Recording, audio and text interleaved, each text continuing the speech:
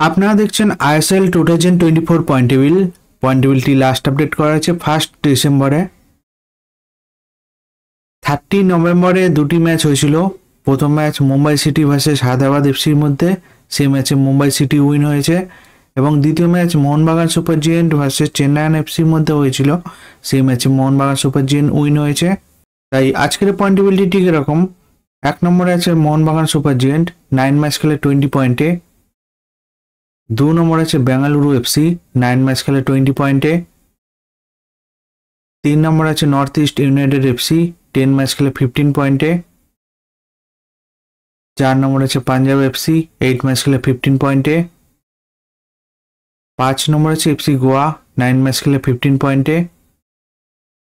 6 নম্বর আছে Mumbai city, 9 match খেলে 13 পয়েন্টে।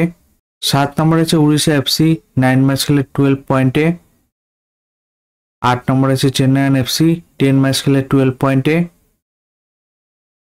9 নম্বর আছে জামশেদপুর এফসি, 8 ম্যাচ খেলে 12 পয়েন্টে। 10 নম্বর আছে কেরালা ব্লাস্টার, 10 ম্যাচ খেলে 11 পয়েন্টে। 11 নম্বর আছে হায়দ্রাবাদ, 9 ম্যাচ খেলে 7 পয়েন্টে।